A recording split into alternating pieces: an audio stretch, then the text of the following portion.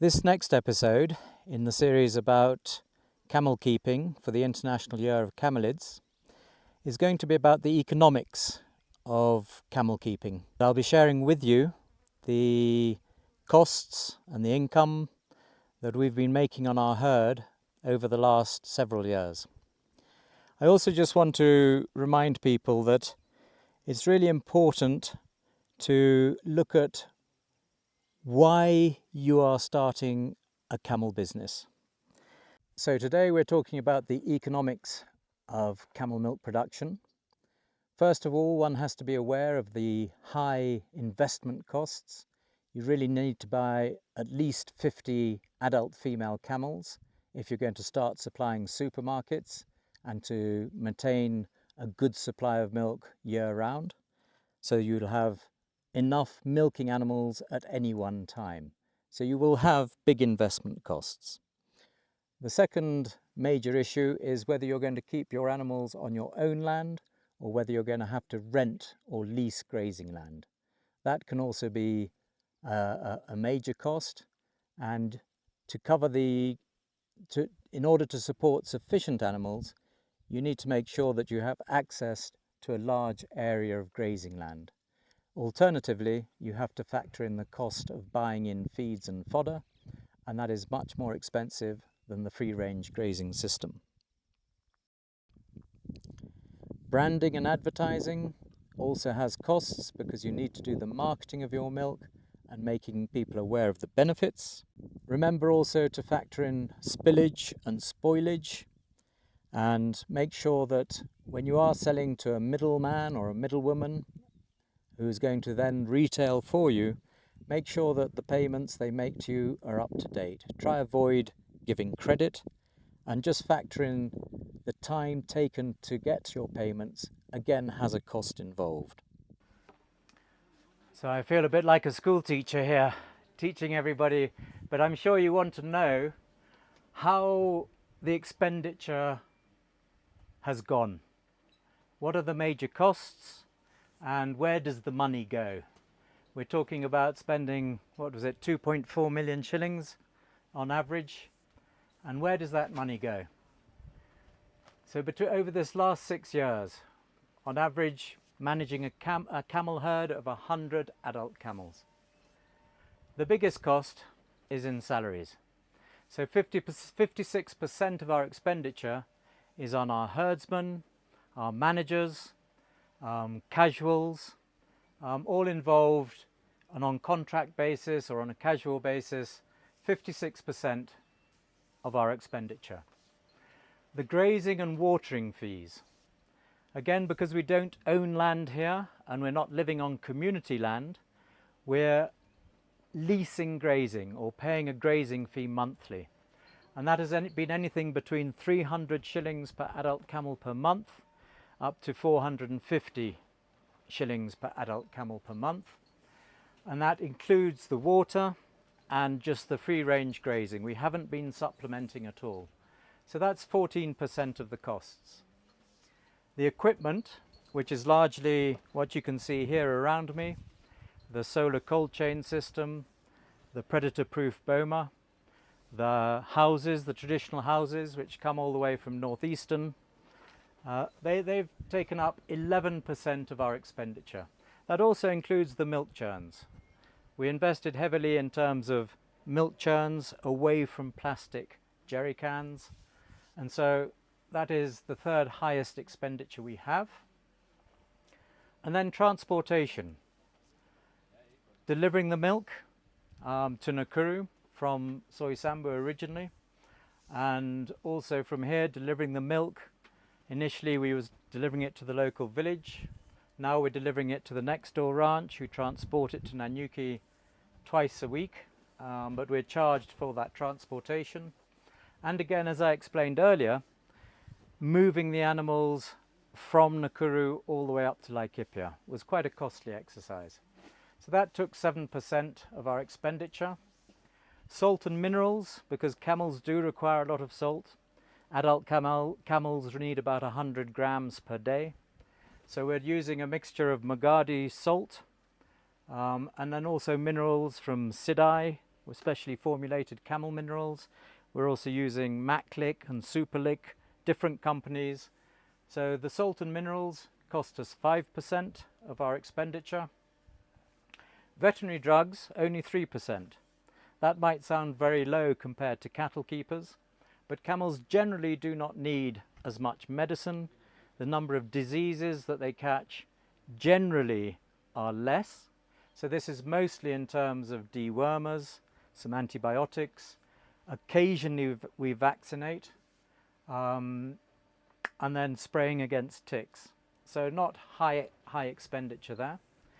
I also have an insurance scheme, not for the camels, but for the staff, with Weber and all the necessary insurances as a company. That's 3% of our expenditure each year. And the reason I haven't looked into livestock insurance for the camels, well, I have looked into it, but the reason I have not taken it out is all of the models there are too expensive. It means I would need to lose at least 14 camels a year to make it worth my while. Again, it only covers animals up to, I think it's designed for cattle. So again, it only covers animals up to a certain age, and camels live a lot longer, so it's not really applicable to camels. The other problem was the verification. You need a veterinarian to come out to verify the animal's been killed or had an accident, and the cost of doing that in itself, calling out a veterinarian, is probably going to be 20,000 shillings by the time you pay for the transport and the expenses. So we haven't taken out camel insurance or livestock insurance, but this is the insurance for the workers. And then bank transfers, licenses, local permits for operating a business, etc. They're taking 1% of our annual expenditure. So that's an overall view of what to expect when you start running a camel herd commercially. Of course, for pastoralist families, your grazing fees are probably going to be close to zero because it's communal land. You might have to pay watering fees. Generally, you'll be paying relatives to herd for you, so that your herding fees will be much, much lower. I'm paying well above the minimum wage. We're also paying NHIF, NSSF. So again, in traditional systems, your expenditure on salaries will be lower. Equipment, transport, all of these will probably be lower, although minerals is important, and I guess veterinary treatments will be about the same. So that's for you to understand what to expect and perhaps where you can find savings when you're setting up a more commercial camel milk business. As a breakdown of our annual expenditure, I've calculated the financial flows for the first 5 years in Soy Sambu down at Nakuru, which was the day we started down there in 2018 up until 2022. And then I've also included last year, but the expenses we had last year were much, much higher. So I've separated out to show you what the average is over the full 6 years up until last year and the 5 years. Let's start with the 5 years. So on average, across those 5 years, the total number of adult camels we had was 100. And we had just 101 was the average over the 6 years. So in 2023, we had a slightly bigger total number of animals. Over those 5 years, we had an increase in the number of camels by 6 in the first 5 years. And then in the last year, we had to sell a lot of camels to cover expenses. So we only had an increase of 3 in 2023 compared to our 2018 figures. The average number of camels sold each year was 9 in the first 5 years, and then because we sold many more last year in 2023, the average number of camels sold per year was 12. And the average numbers of camels dying each year was 6 to 7 out of the 100. So 6 to 7% mortality, and we had between a 9 and 12% offtake for sales. Now, our average annual income over the first 5 years, was 1.9 million shillings. And our expenditure at the same time, over that 5 years, was again 1.97 million shillings. Just basically, we only made an annual average profit of 2,000 shillings per year on that herd of 100 camels, which is pathetic. And this is not even including Rashid's time, my fellow camel owning partners' time, and my time. We didn't charge our diesel or petrol and transport.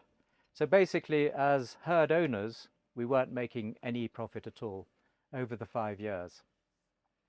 And just to look at how much did it cost us to keep one adult camel each month, it was 1,700 shillings. That was the total expenditure divided by 100 camels.